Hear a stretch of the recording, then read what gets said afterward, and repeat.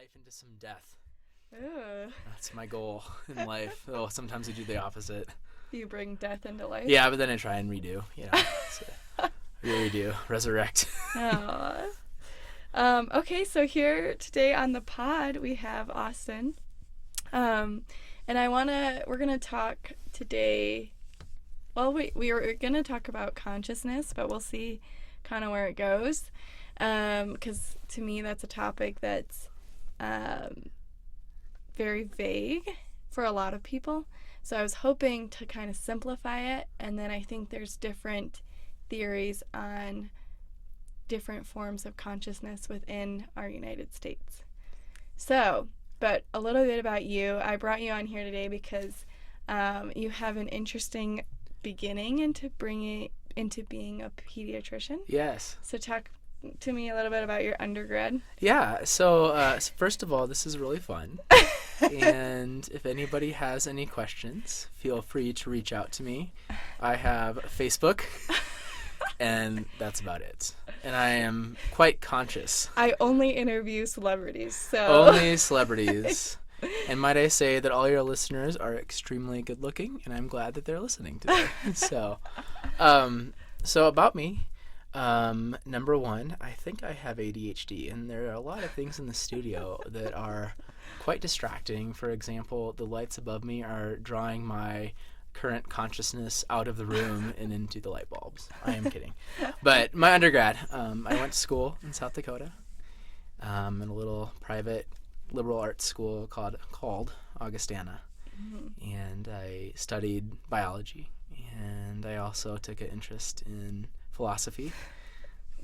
Okay, was the theology thing a major or a minor? No, it was both. Oh, okay. So Yeah. you majored in biology and theology. Yes. Okay.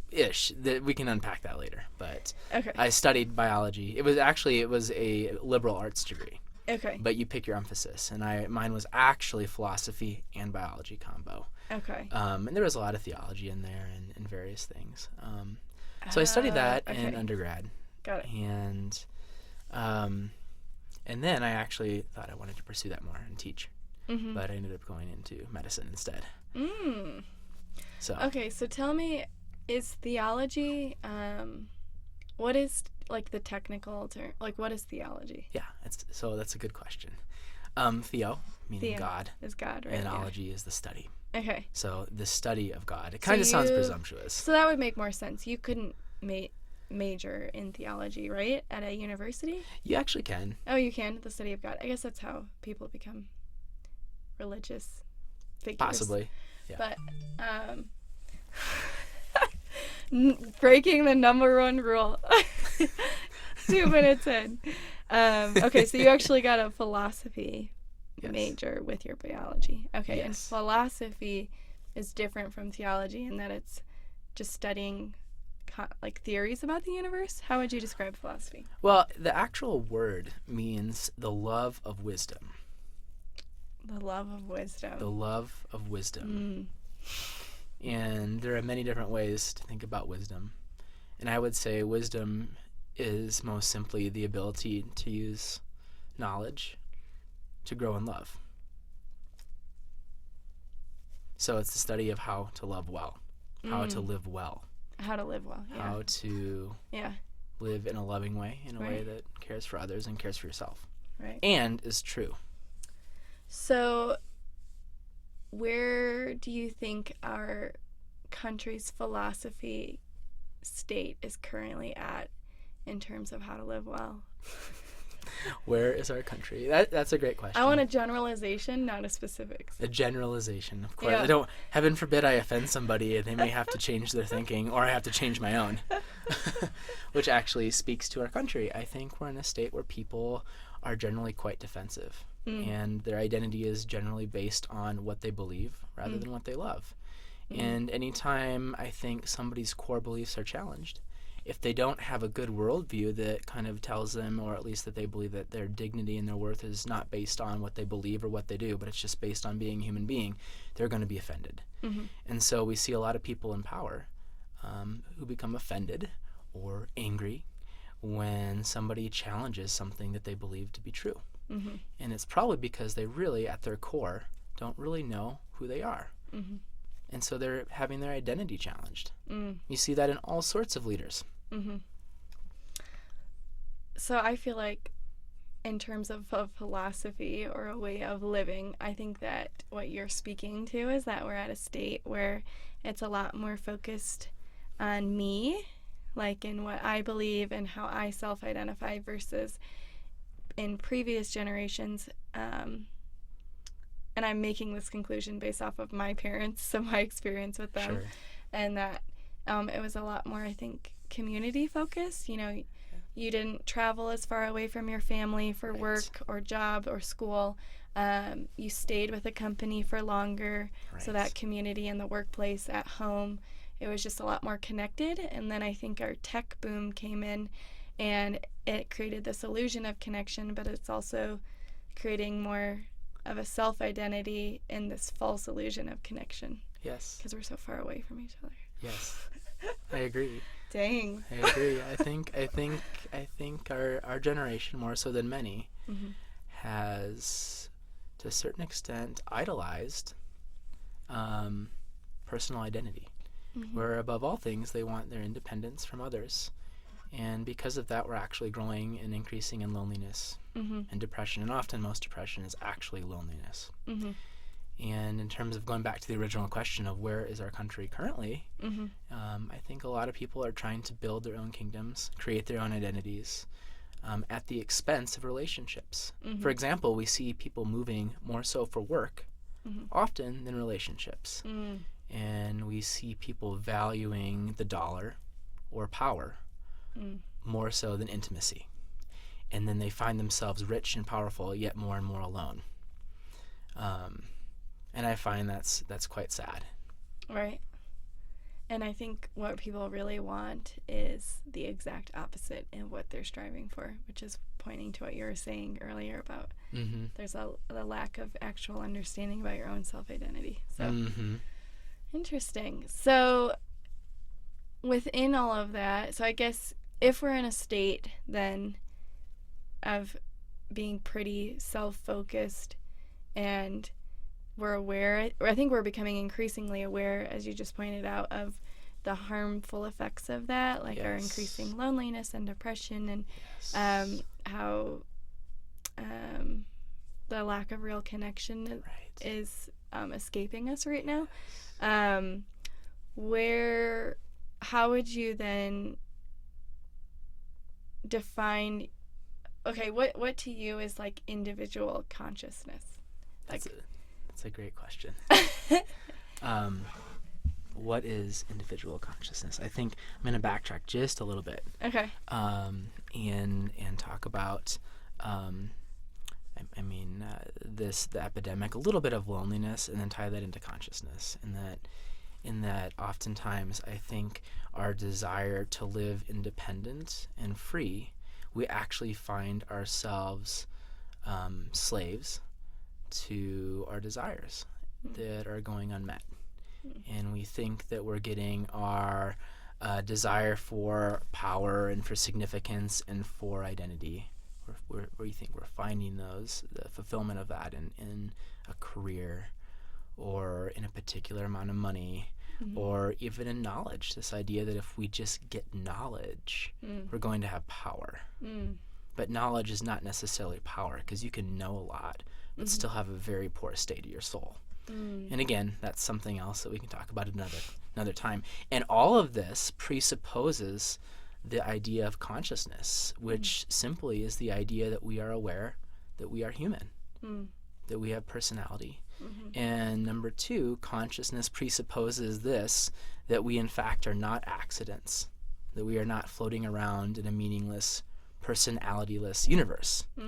Consciousness assumes that there is actual agency and will and intention. And what are you basing? So I have a different definition of consciousness, which I knew Excellent. I knew we were going to. So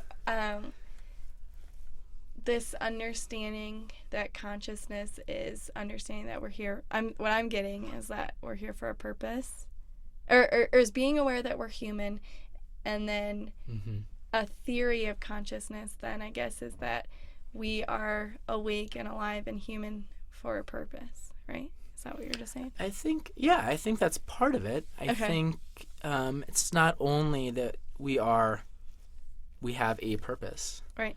but that we are aware Okay. that we have a purpose. Or that we have value. Yeah, it's an awareness. Okay. One might say consciousness is akin to seeing through your eyes with your heart. Okay. For example, this is another topic that we can explore at a different time, perhaps. But the question is, do you see with your eyes or do you see through your eyes? With your eyes? Through your eyes. Well, I guess it's whatever input you're getting from your brain, and then it kind of distorts. Well, I guess you get input, and then your brain changes it into what you think it is. Right. Okay. So, and then tell me about your belief system a little bit. I thought you were going to tell me your definition of consciousness. I am. Mine though stems into something else. Okay. So. Okay. Because I think a lot of times, I guess what I'm sure I led that with is, yes. I think our belief system often helps define what our definition of consciousness is. Right. Right? Right. And I think, I think maybe not consciousness, but consciousness in the sense of what is your conscious understanding of the universe and our existence within it. Right. I think that's a so good it's question. human consciousness. Right. So what beliefs Yes. that I'm like, this is why I do this. Yes. I This is process beautiful. my thoughts in a circle. So what is your what beliefs have created your sense of human consciousness? Right. First of all, I think something, by definition, truth is independent from what I believe. Some people believe truth. Something is true because they believe it. Mm-hmm. That's what we call deception. Actually, truth is truth regardless of what I believe. And that's, first of all, a presupposition I have. Oh, you mean like laws of nature? So Potentially. Truth or law? What are we talking about? Well, I was saying you were asking to define my belief system, and Right. I went back to trying to explain that I think we live in an age where people think something is true because Right. they believe it. Right. And that's where Got you it. get this Okay. common statement. Not where, law, though. Yeah. Okay. Well, and then we talk about laws, and that's Okay. another topic, and we can go there again. But a common misconception is that laws have agency, that laws cause things. Mm. The law of gravity doesn't cause anything. Mm-hmm. It's explanative, Mm-hmm. but it's not causative. Mm-hmm.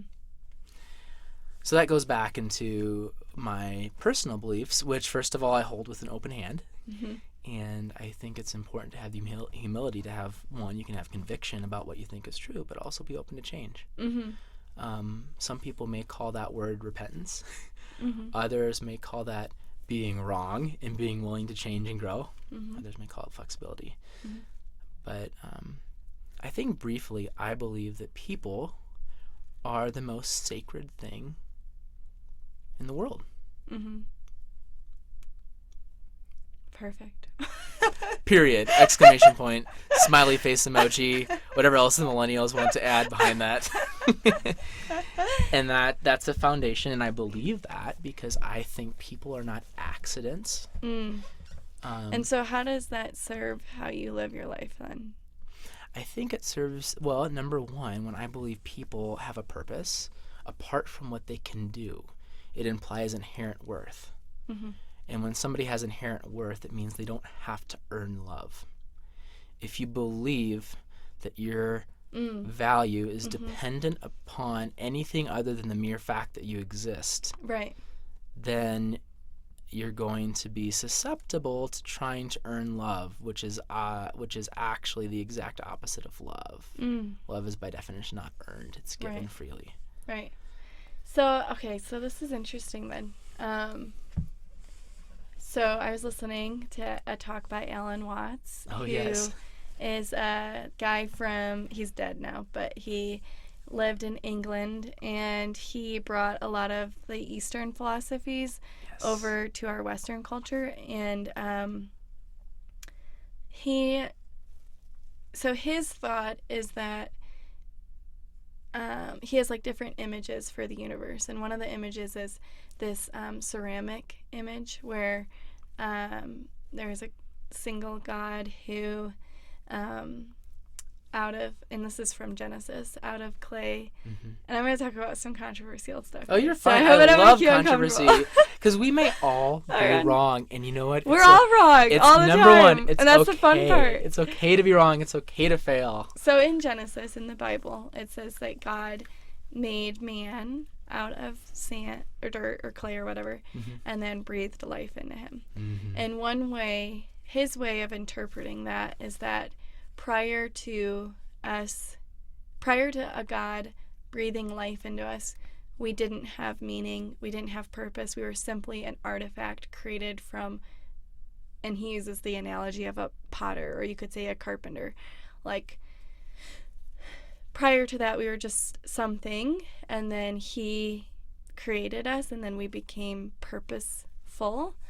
And from that, I guess, then it points to living a life where you are a byproduct of something that has created you for something larger.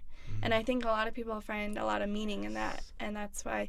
And it also creates this sense that there is someone out there who's created you and is watching over you and is protecting you. But what it also, I think, leads a lot of people into experiencing is this sense that you then are not enough as you are, which is what you were just talking about. And so I think that's interesting, because that, I would say that my experience was more along those lines within that image of the universe. But I think it's interesting that your experience of that, because you believe in God. That's a great question. Okay, we can not talk that. about it later. Yes. Okay, but we've talked about this before. Yes, Currently, you define yourself as a Christian, right? Yes. Okay. I do. So, given that standpoint, yes, it's interesting to hear you interpret it, though, as still feeling loved just as you are. And I took it as feeling loved on a conditional basis of, am I serving your greater plan or am I not? Am I going to heaven or am I not? Right. Am I in a line with you, or am I good just as am I worthy as I am? Yes. Those are a lot of distinctions, and I love what you said. Yeah. I think the first thing, going back to initially when you said God breathed, and he breathed the breath of life into Adam and to Eve. It could be seen as a byproduct, but that's kind of like saying that a child is the byproduct of two people having sex. Right. It may be. Or you could see it as actually the outcome of covenant love. And so when two people love each other and they make a baby, in, I think, the ideal world, it would be not a byproduct, but actually the culmination of love. Okay. And love always begets love, and love begets life. So that's one way to look at it. Right. And two, I think as a Christian, it's not so much can I serve God, because that's more of a slave mentality. And a lot of religions and a lot of philosophies are both, it's very service performance oriented. Is my understanding is what Christianity says is actually we're created to be in relationship. It's not I'm created to serve you, I'm created to bring you glory. It's I'm created to walk with you and know you, and you to walk with me and know me.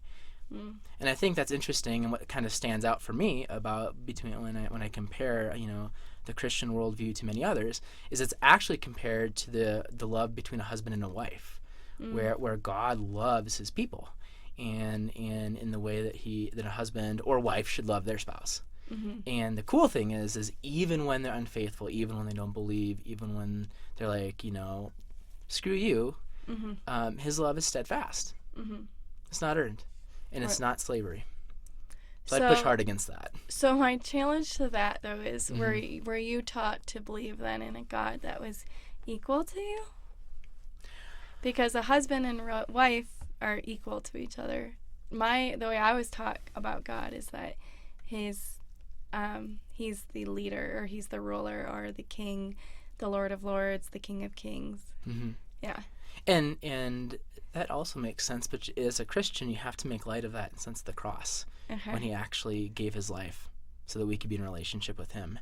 And that's the definition of true leadership, is being willing to die for somebody Okay. without expectation in return. So if you say leadership, Mm-hmm. Jesus' leadership looks like him going to the cross as a way of loving somebody Mm-hmm. and expecting nothing in return, though really desiring it. Mm.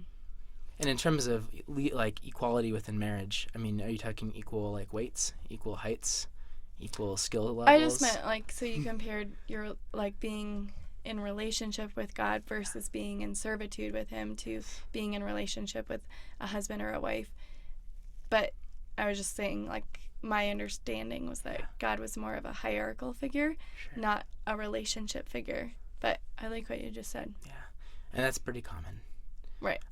But I mean, and to support what you say, there are tons of examples of God as king, Mm-hmm. God as ruler, Mm-hmm. God as Lord. Right. But he's also Savior, husband, lover, servant. Mm-hmm. And I think it's so easy to get caught into these black and white roles, and then people react against that and say, I don't want anything to do with any religion. I don't want any authority over me. I want to define my own life, define my own beliefs. Mm-hmm. Basically saying, I want to be God. Mm-hmm. Oh, okay. So then this brings me into another thing. So in the Hindu tradition, granted, I'm getting my information again from this Alan Watts guy. I know nothing, Jon Snow. So I may or may... I reserve the right to be completely wrong with everything I'm saying. Right. And number two, just as a preface for this podcast, I do not claim to speak for God, nor do I claim to be right. And I have a feeling if God is in fact real, and if the scriptures are a true account, that it's most likely that I'm probably 85% wrong in my interpretation. Right. So I will not claim to speak for him. Okay, you have to ask him yourself. So he brought up this really good point, though, of... in Hindu tradition, if you say that, hey, okay, this is gonna sound crazy. Okay, but this I really liked this example though, because I'm crazy. It's true. Yes. No, it's true in our culture of how we understand God. Right. So in their culture, their understanding of God is not this autocratic governor. Yes. It's not the controller of all things. Now, I would argue that you're a little bit more, like, I grew up Catholic, and that is our understanding of God. He is the master planner. He is the ceramic or the clay maker. But they would say, oh, thank God that you've realized that you're God. Thank God that you realize you are divine and that you have so much divine that's within you. Because that's not their understanding of God. It's not saying, oh, I'm the dictator of all these things. Right. And I really liked, too, he brought up this point of how do you explain that that your heart beats, you digest food, you grow hair, you grow nerves, all at the same time.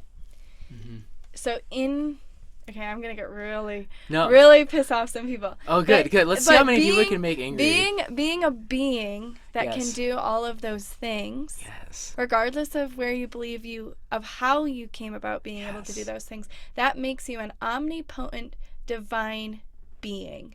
You are capable of having multiple systems within yourself that allow you to at least physically live and function within the universe. So, like, technically that would be an omnipotent thing. Now, we often use that word, though, when we're describing what God is, because I think a lot of times the belief is that God gave you the ability to be omnipotent, or not, no, because you need him. So that doesn't explain then why all of our organs function together to create us into one thing. Okay, sorry, that wasn't really, that was like a thought. This is good. I love your thought. So I guess I wanted you to, like, what do you say to that Hindu then belief of, oh, I am divine, I am, but not in the sense of the way that the Western world perceives that word.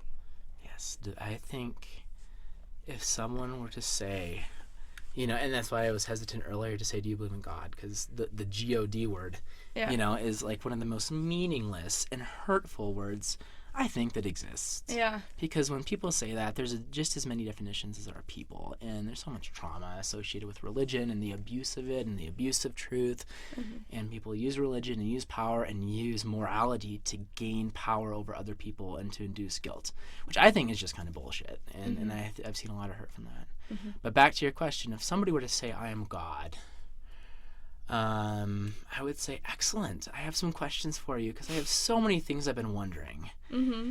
And then we'd have a conversation, and I think it'd be lovely. Mm-hmm. So that's initially how I'd respond. Okay. Number 2, I'd ask, what is it like to be God? Yeah. And I'd ask, how long have you been God? Uh-huh. And how long have you been omnipotent? And tell me where your potency comes from. To be like something that's potent means it can be dissolved and diluted 1 billion times and yet still like maintain its power. So I would say if somebody says, I am omnipotent, I'd say, how many times can I dilute you? Number 2, I'd ask, what are you doing about the evil in the world? And then say, how did you define good and evil? And then finally I'd say, death's a bitch. What are you going to do about it? And but so, I don't think that's the understanding of omnipotent. When you believe that you yourself are this amazing creature. Does that make sense? Like, it's not, we're all interconnected. We all have a role to play. Yes. There isn't, but when you believe in like a hierarchical system with a God, then you get into this, this is one figure that has to have a master plan for all of us, that has to explain death, that has to explain why evil happens. Right. You know what I mean? I think maybe if what I hear you saying is that when somebody says they're omnipotent, if by that they mean that they're powerful and they have value. Not powerful in the sense of way the Western takes it. I'm not saying I'm powerful over you. Sure. I am powerful for like how my body governs itself. I would say I mostly agree, but then you have to make sense of when your body doesn't work. So then who's in charge at that point? Well, I think that's just more like I'm not saying like, okay, that's a good point. I'm explaining my idea badly then. No, you're doing really great. The body's gonna break down. It will. That's so it's more just like this idea that, or this image of the universe, where instead of it being a hierarchy, there's an interconnectedness between us all. And he brought up this image of splatter of paint. And we are on the very extension of it at this point. Yes. And we're a really, really tiny curlicue. And a curly fry. Yeah.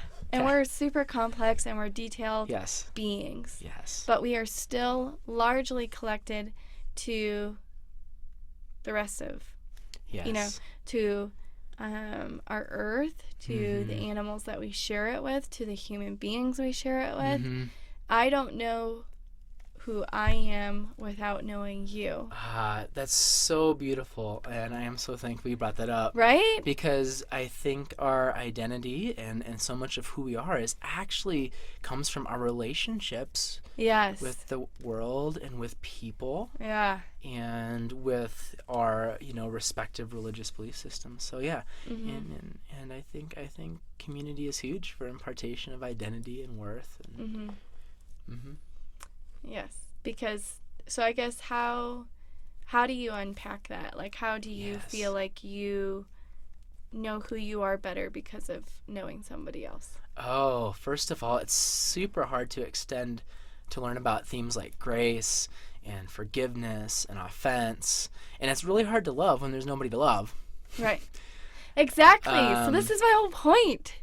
Is that we learn about these things from each other. I know what love is because of you. Yes. I know what beauty is because of you, or because of the environment. You know these things because of things outside of yourself, but people know those things because of you as well. So like there's this front and back image that I like to see there, and that there's this whole connectedness between it all.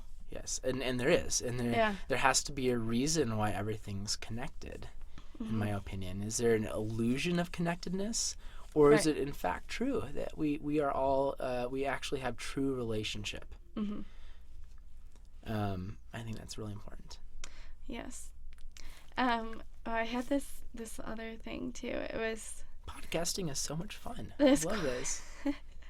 Oh, there was this question. There's no right answer to this, but kind of on this idea of you know who you are based on knowing somebody else, and somebody knows who you are is like the front of you and the back of you. And there was this question that was asked of what was evolved for the other. Was the stomach evolved for the brain, or was the brain evolved for the stomach? How do you answer that? Was the stomach evolved for the brain, or the brain evolved for the stomach? I would have to ask their opinions. I wonder if they have consciousness in and of themselves. Right. The question that begs is, are we more than the sum of our parts? Or not? Right. So the question behind the question is, can people be completely reduced to their constituent parts? Or is a person more? In a purely naturalistic, and I would argue, meaning naturalistic, meaning atheistic worldview, by definition, we are no more, no less than the sum of our parts. And we're merely the product of time plus matter plus chance and the random collision of molecules within our brain, which produce emotions.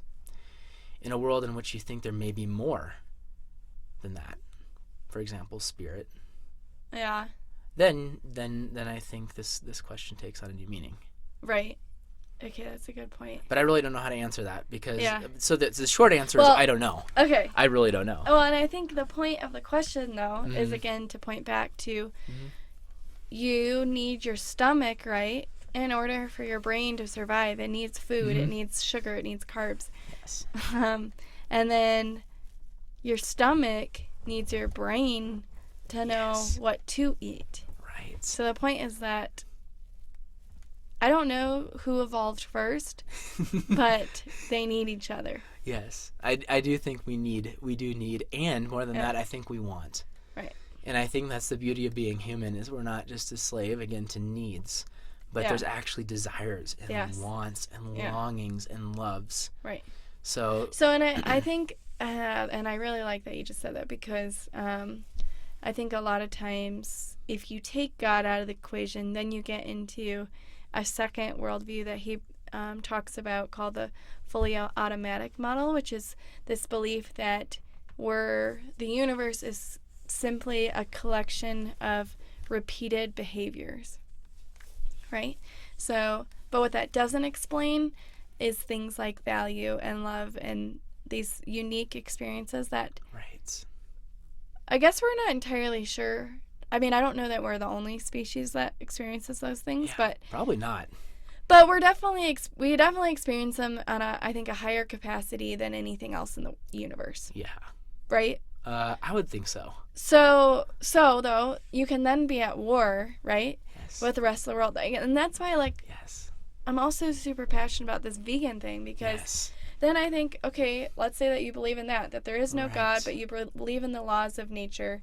So then that puts you, though, as this separate, still hierarchy above the rest of the world, and that it's all just a system of behaviors repeating itself, except for this fact that humans have this unique set of conditions where we can experience and feel and think deeper than any other thing within the universe.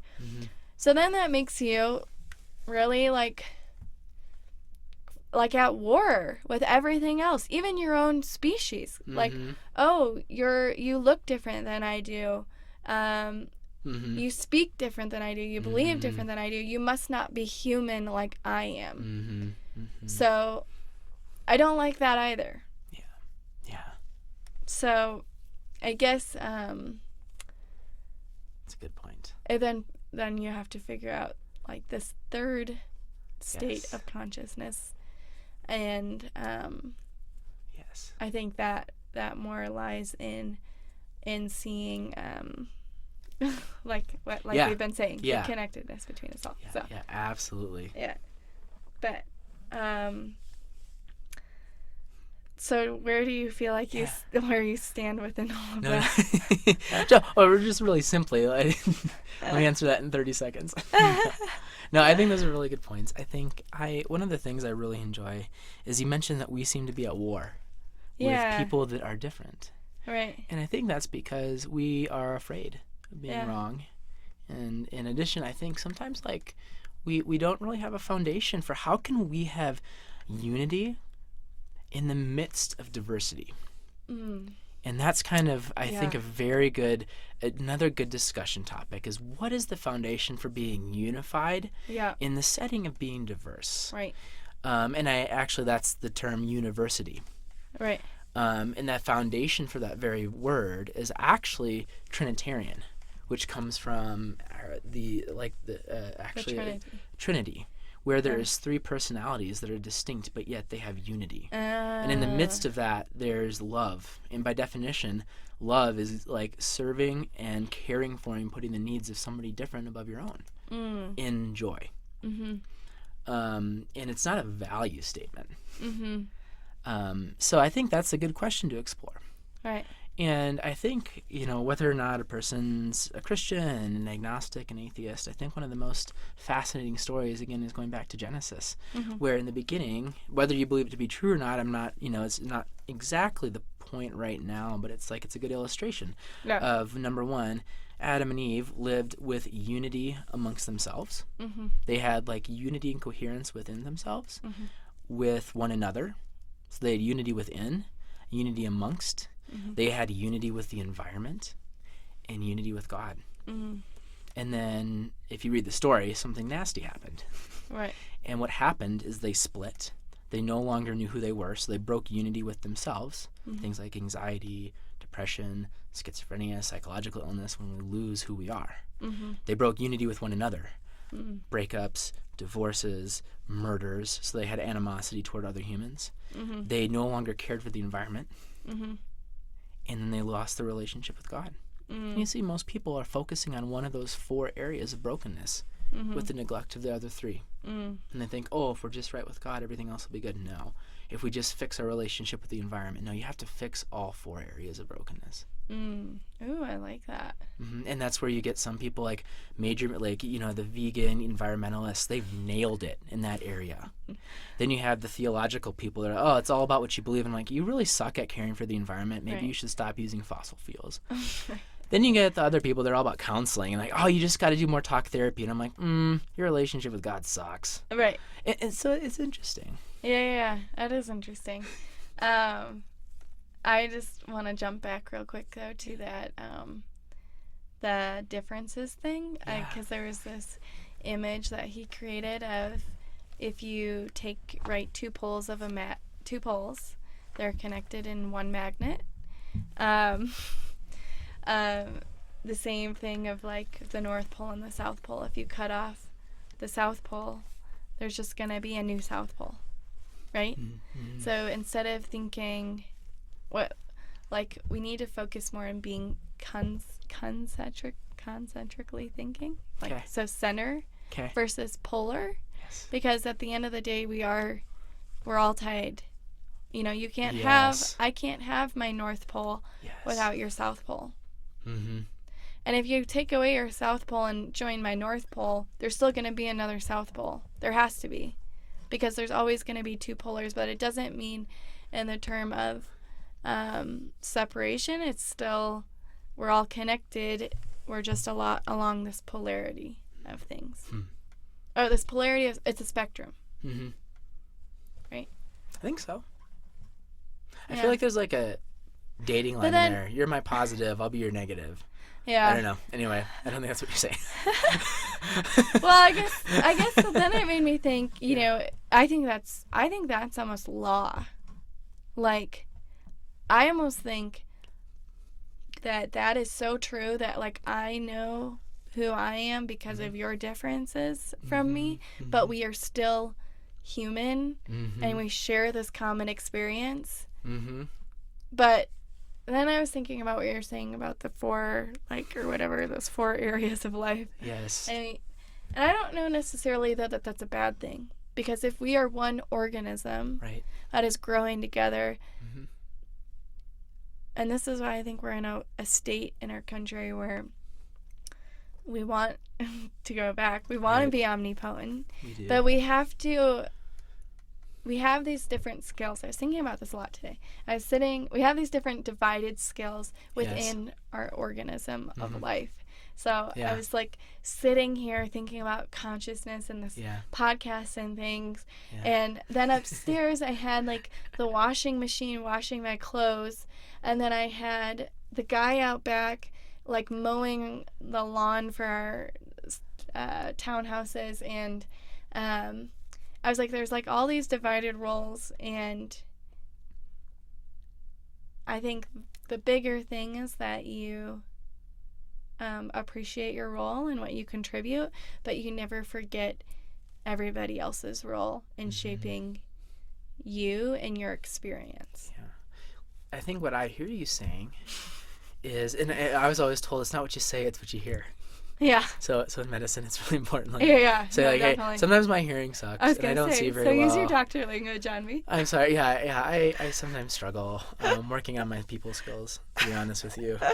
And I am wrong. A lot of what I'm saying I'll probably take back in a year, because I'm in a state of growth, and it's really humbling when you're passionate about something and then you realize like a year later, I was really wrong, even though I was super convinced that No, but it's super fun. It is and that's super how you fun. figure it out. This is like the whole point of the podcast. Mm-hmm. I was so Catholic. Mm-hmm. I went to confession every single day. Yeah. I was so in that stuff, and then now I'm into this stuff. And then who knows where I'll be in 2 years. And the whole longing, I think we all long for freedom. Right. In our hearts, and joy and fun. Yeah. And if something's not life-giving, it's probably not true. I will ultimately argue that point. Oh. That if it's not giving you life, right, it's ultimately not true. And truth is actually not primarily propositional. Truth, the big T truth, is actually relational. What does that mean? That means, like, and this goes back to, again, my bias as a Christian. Right. One of the reasons I'm a Christian is truth. When Jesus says, I am the truth, he's actually saying, I as a human and, like, as a person am true. It's not like this is a true statement.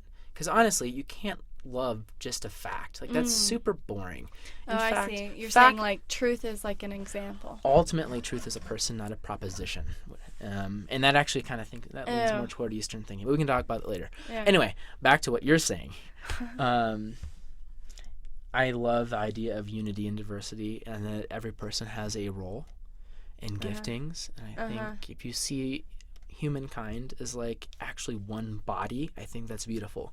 Some people function more as hands, some people more as feet. This person might be more of a head, but it'd be unfortunate if the hand was pissed against the head and started hitting the head, because you're different than me. No, we all need each other. And we all, number one, want each other. I was thinking about this, and I think my most direct experience with this is in the hospital. When you are the hands and you are the feet and you are the sweat, but you're not the head, you can experience a lot more of and what I'm getting at is like being the worker for the orders of the doctor. Sorry about that. And then sometimes though the doctor forgets that you are their hands and you are their feet. Yes. And you are the amount of effort you put in. But then same ways goes the opposite way. A lot of times I think the workers or the people providing the care forget the amount of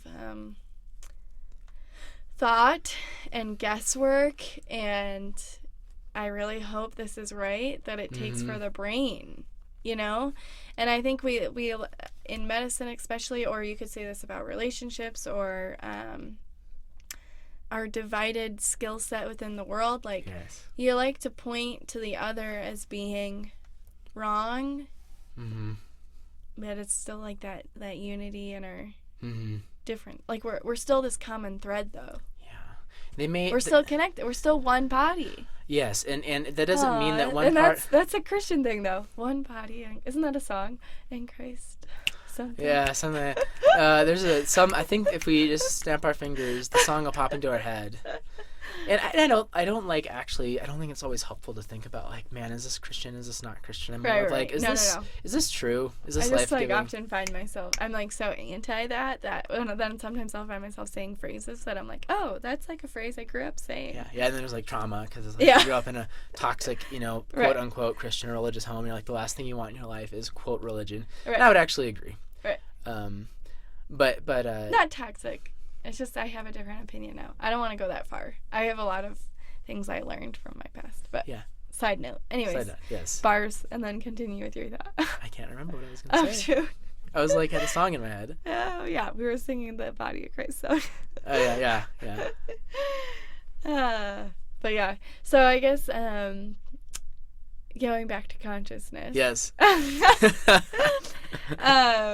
I listened to this piece by Annika Harris, who just wrote a book about this. Mm-hmm. And she said, to simplify it for people, she explains consciousness as being anything that can have an experience. Right?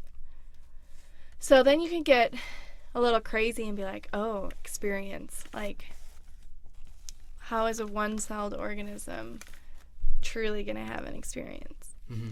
But I think that's because we're like really complex individuals or organisms, so our understanding of that word is very complex. Mm-hmm. But I really liked that because it's true. Like, so does a book have an experience? Yes. Like, can a book tell you what it feels like to be it? Mm-hmm. Or could it, hypothetically? No. You have to ask. No, a book can't. A book is not conscious. Oh, okay. That's my point. Sorry, I was confused. You can always ask. You can always ask the book. You can always ask, can you experience this book? Yeah. And perhaps they'll respond. That's like really... Okay, but like not the story within the book, the actual book. Or like this stool. A stool is a better example. Yeah. Hey, stool. Can you experience me sitting on you? Okay, but then you get... Yes! You get so small as a worm... And I think that thing does have an experience. It moves in the ground. Right. Yeah. I wonder what she would say. I wonder how she'd respond to the question of what's the difference between a reaction and a response. Ooh. Because a response is something thought out. Consciously. And that's where when people react. They're actually acting less than human. And that's where hurt comes from. Offense comes from when you become a slave to your emotions. Yes. And essentially that's one of the reasons why I think atheism can be ultimately, if you're true to yourself, toxic, because you are a series of reactions. And when you're just a reaction, there's no will, there's no choice, there's no foundation ultimately for justice, because those things imply a free will. I'm a huge fan of freedom to choose. Yeah, no, I like that though. Reaction versus response. Yeah. Humans respond when they react because they're acting less than human. Yeah. I don't know, though, that points to what consciousness is. For me, my understanding of that word. Because I think it makes me a better human if I do believe that things other than humans are conscious. Oh, absolutely. Like, I don't want to kick a dog. No way. I used to... Because I don't think that the dog is conscious. The dog is conscious. I used to kick dogs fairly regularly, and then I decided I don't think I want to be that kind of human. So I stopped kicking animals. Maybe I should stop eating them. Yeah. But... I've never done that. In case somebody is listening to this. That was a joke. I caught it. That was a joke. Thank you. They can't see me smile. They can't. Sorry, you dog lovers. I love dogs. You dog lovers. I think animals are absolutely conscious. Yeah. 100%. They're beautiful. But okay, then what about insects? I don't know.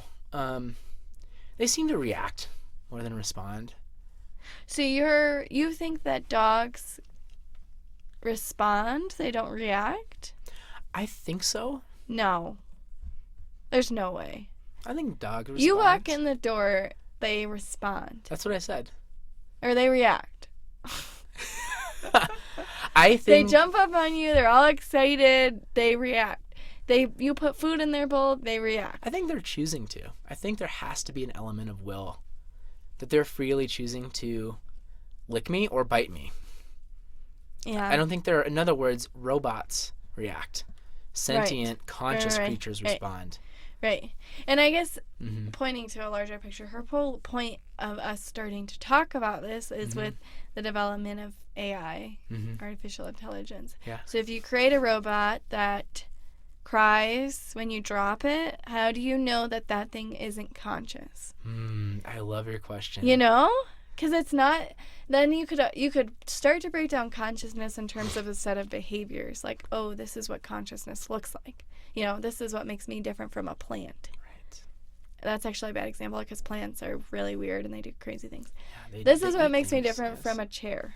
Yes. But then you get into AI and it's like, oh, well, it can't just be behavior. It has to be something deeper than that. Right. Again, is a robot more than the sum of the robot's parts or not? And another thing with the robot, is it the illusion of is there a difference between the illusion of consciousness versus actual consciousness? For example, is there a difference between the illusion of free will versus free will? And does it matter? I think it does matter, right? I don't know, though. I mean, the reality is that at the end of the day, we're going to die. Yes, there is that ultimate problem of any time somebody says, I am God. I say, what about death? Have you overcome that? Not God in the way that you are understanding God. Okay? Well, you don't have to yell. Sorry. That was a reaction. Well, I want that to be understood because I felt weird saying that, but the only reason I feel weird bringing that up was because of our Western understanding of the word God. So how would you define God? So God, that's a good question. I don't know. I'm too uncomfortable with the word still. I'm quite uncomfortable with the word myself. I don't like it.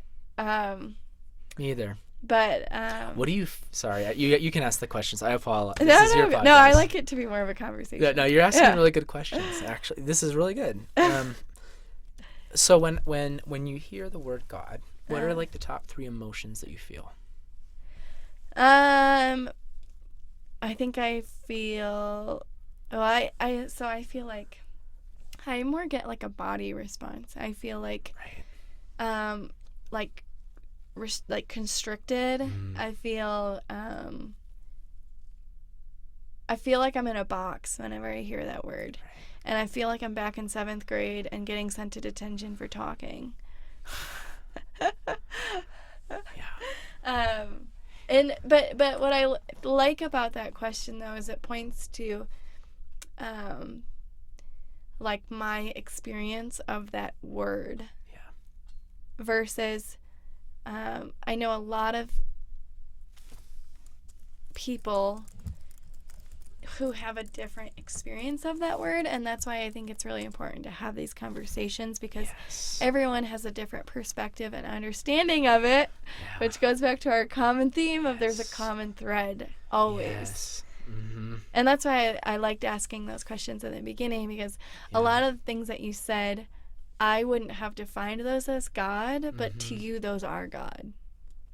They would in my current understanding. Yeah. Like that whole part about, and I think what you were speaking about at the very start of the podcast of like, our tragedy is when you don't think, what did you say exactly? Is when you don't think that you're enough. Yeah, I mean, Then you start making poor decisions for yourself, for your world, for your experience. I think when people don't feel loved, I think they end up hurting other people and trying to buy love, and they find that that's just a never-ending road that gets harder and harder. Trying to earn love, trying to earn affection, you see this, like, guys and gals spending hundreds of thousands, tens of thousands, maybe $50 on, I want to make myself beautiful. And there's nothing wrong with that because I think beauty is awesome. Right. Like, beautiful men, beautiful women, I think it's awesome. Right. But it's so sad when you see people striving to become loved because they think they can earn it. Right.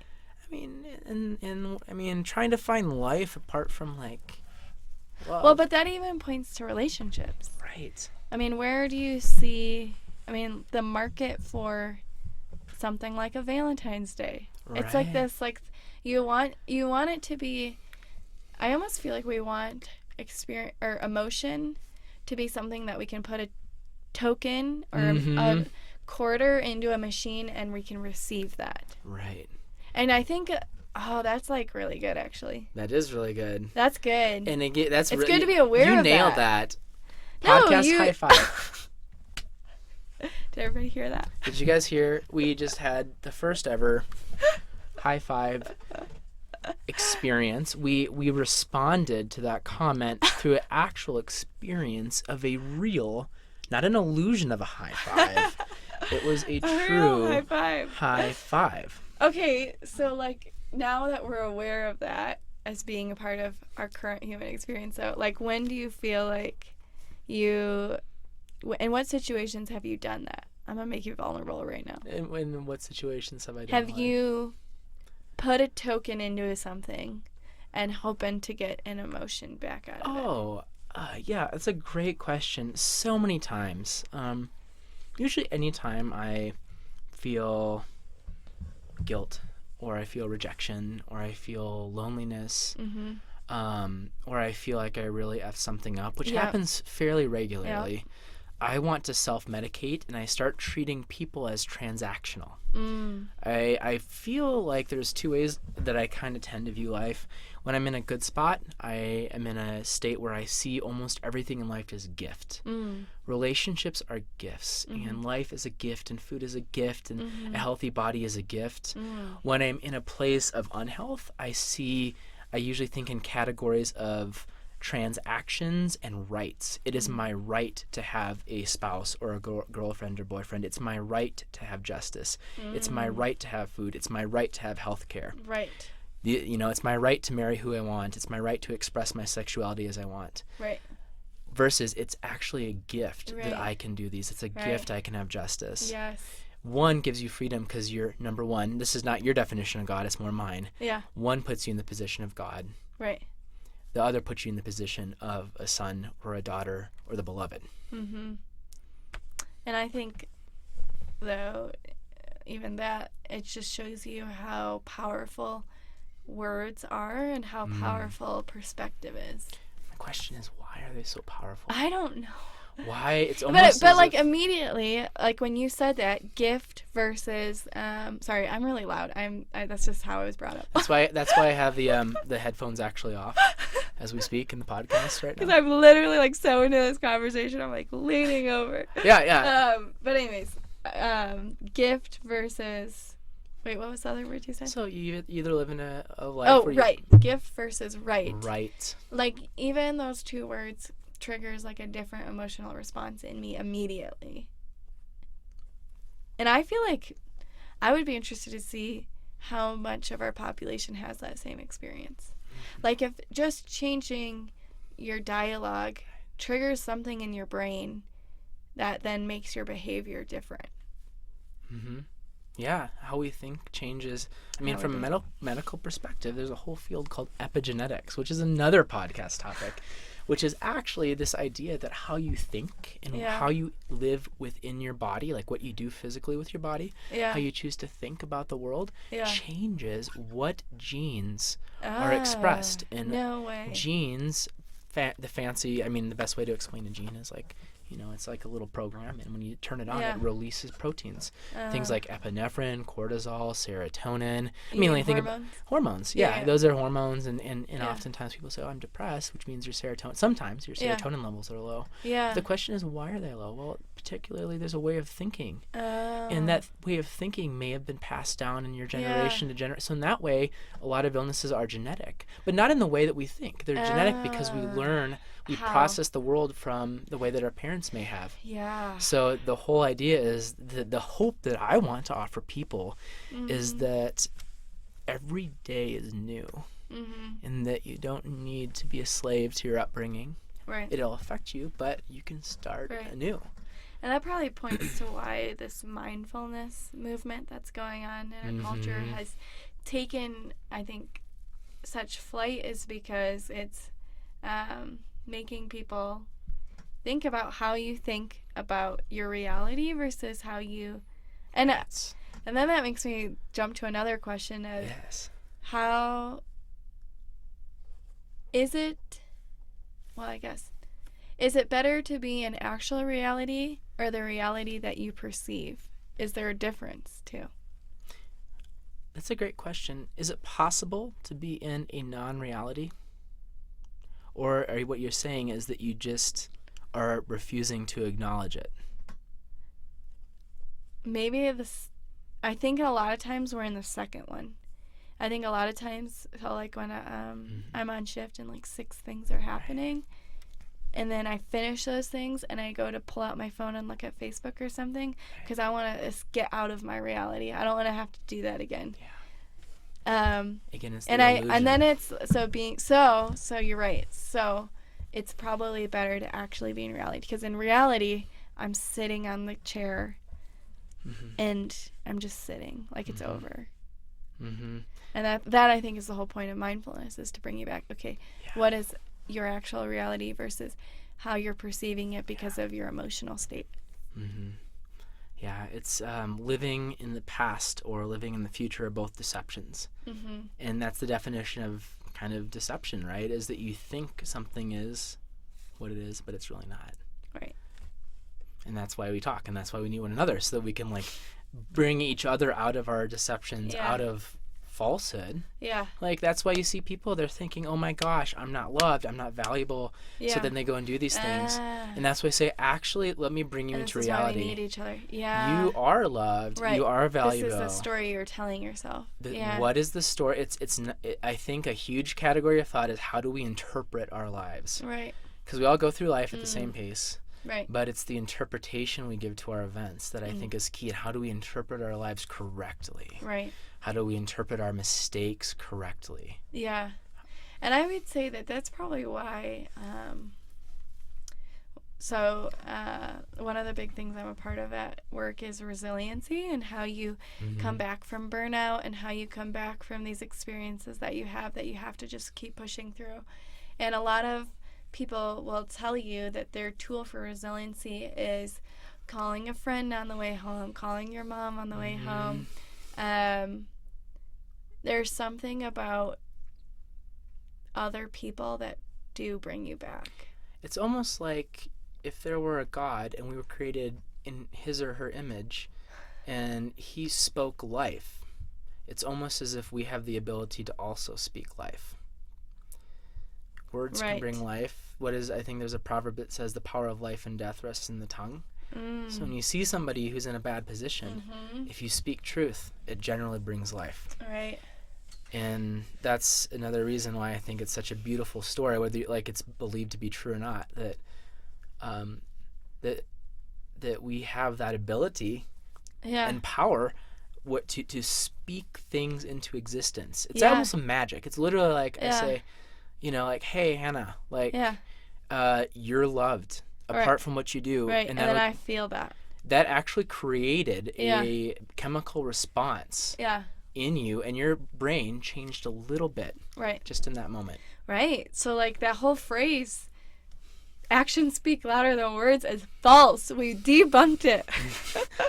Yes, it's true. Actions are generally a response to words. And you if you like actually sit down and think about that, that is so true. So true.